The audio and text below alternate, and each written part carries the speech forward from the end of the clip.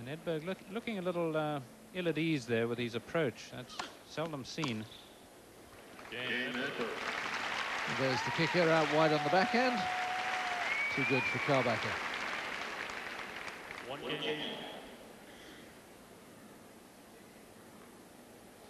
And Karbacher, would it be fair to describe him as a streak player? He goes through streaks of good runs and then doesn't win a match for several tournaments.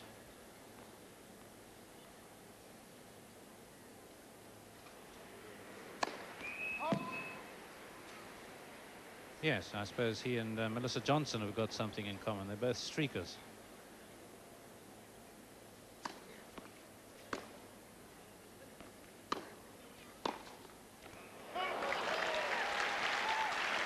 Called out. Oh no, it wasn't. Must have been someone in the crowd who called out. Well, they do that all the time. Yes, I actually thought it was out. Looking at it again, it does look out.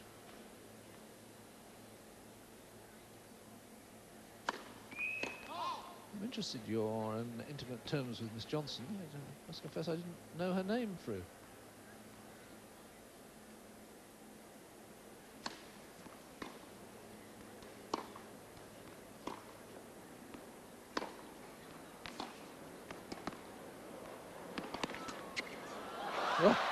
Well, good fortune.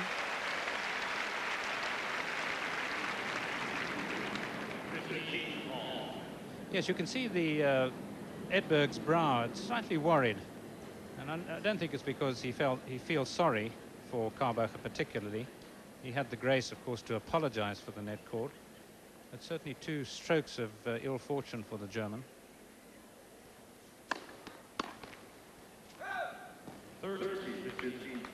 Well, in fact, it must have been called out because it's now 30-15. So our initial reaction was right. It was just the scoreboard who got it wrong.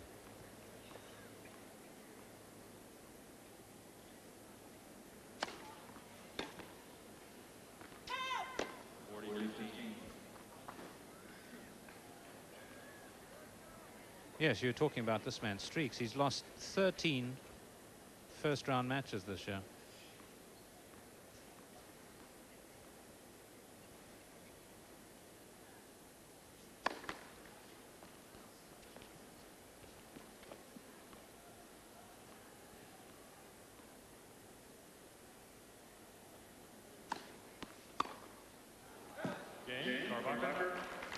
We stay on serve in the opening set. Karbacher 2-1.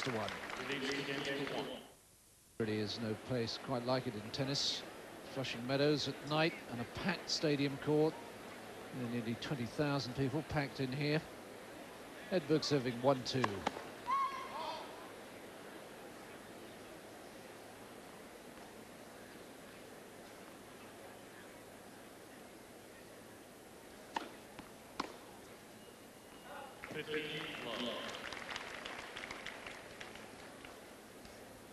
It's actually a very pleasant evening for tennis. Cooled down in the latter part of the afternoon. Quite windy about.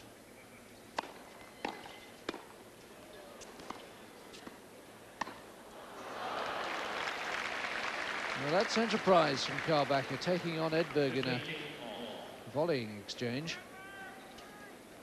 Yes, taking him on and beating him. Give Karbacher certainly a good feeling, and it'll be a bit of a wounded lion in Edberg's case.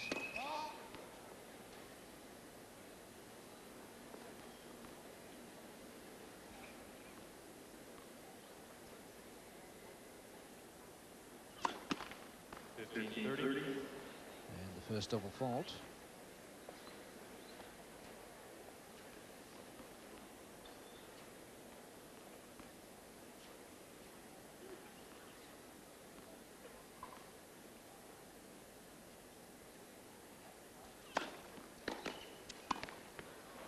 Oh dear, that's a terrible volley. 15-14.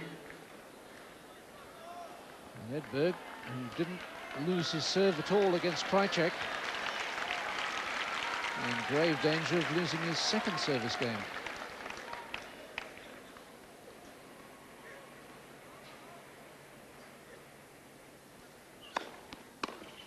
Third.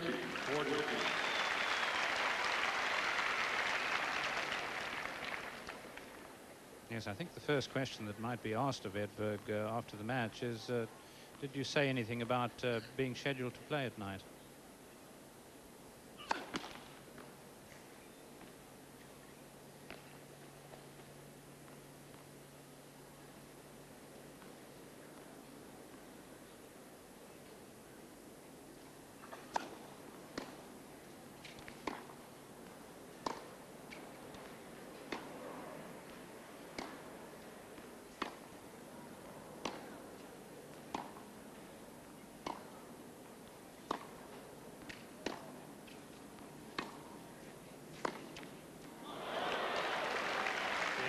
Yeah, that's a brilliant pass.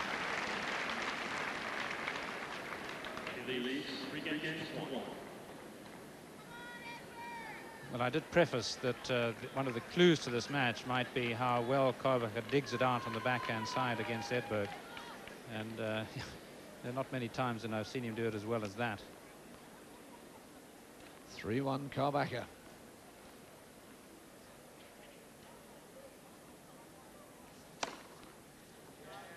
The third ace now from the German.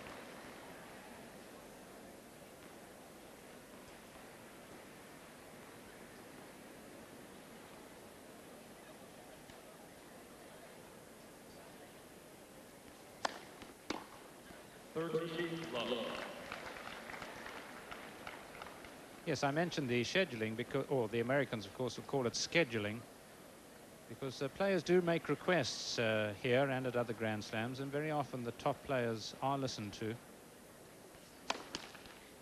And I'm sure in his farewell year, had Edberg said he would rather not play at night, they'd have done everything not to play him at night. 30-15.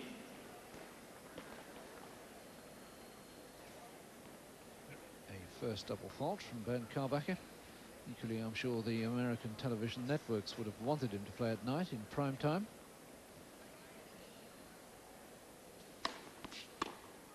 You might note how far over Karbacher's serve he varies it.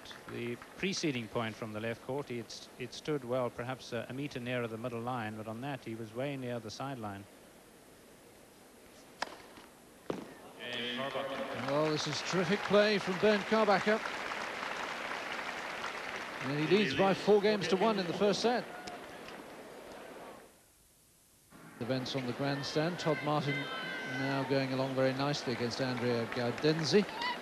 Martin won the first set in Miracle 6-3. He leads 5-1 in the second, and the winner of that to play Tim Henman in the third round. So it looks as if it's going to be a repeat of the Wimbledon quarter-final between Martin and Henman. Edberg 1-4. It is, though, just the one break.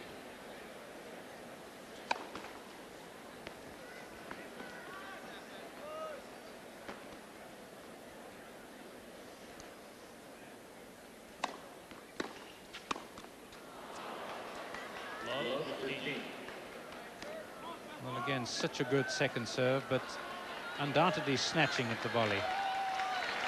This isn't the smooth Edberg we saw against Krajcek.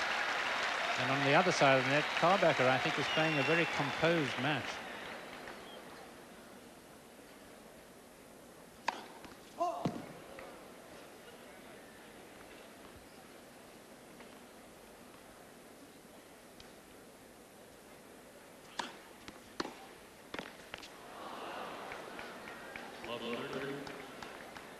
Stefan really is struggling now.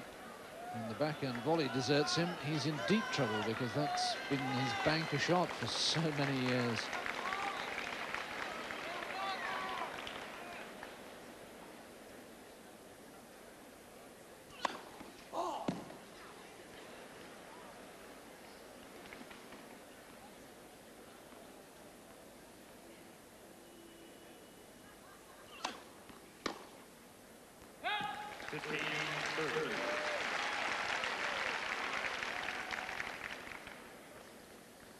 That's about the only time he's put a foot wrong.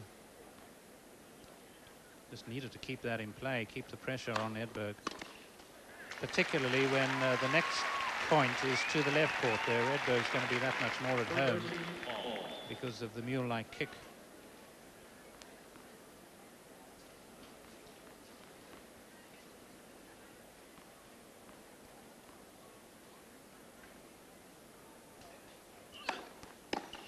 4-2.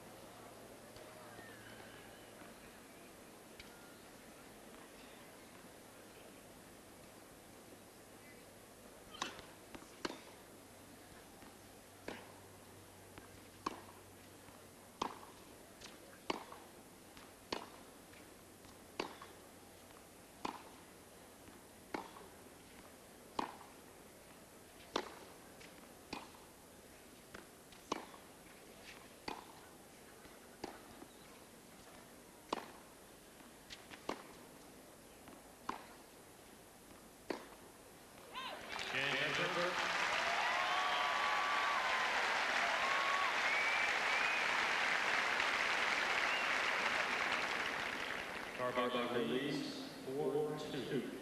Well, that may prove to be a very important game for Stefan Edberg in the scheme of things. Love 30 down, and really the set would have been over if he'd lost that service game.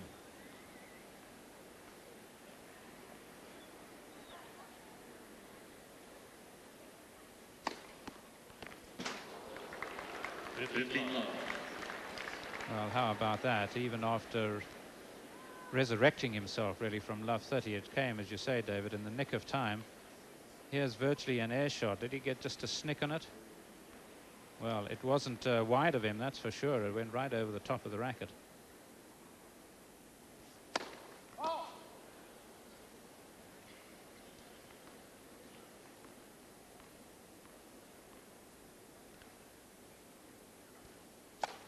Oh, my word. Well, I thought the first serve was wild.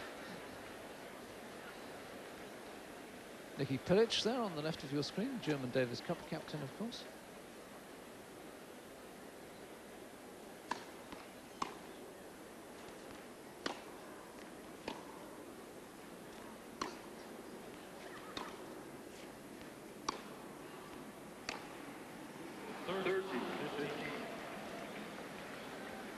Well, of course, these mishits by Edberg are going to encourage Karbacher just to play within himself. I say that chiefly because he's always one of the hardest hitter off the ground. The times where I've seen him play at his best, particularly at the French Open, where he once just slaughtered Chang, it was murderous shots, shot after shot.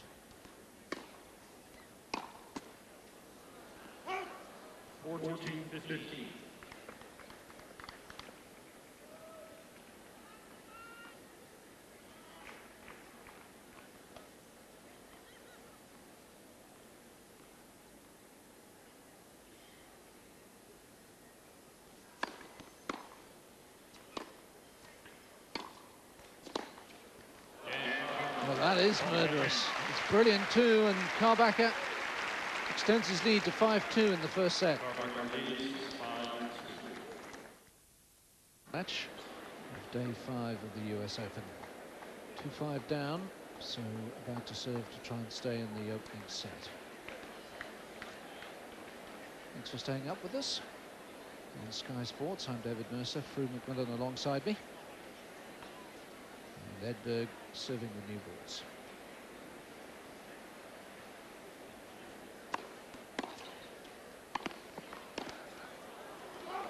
Just wide.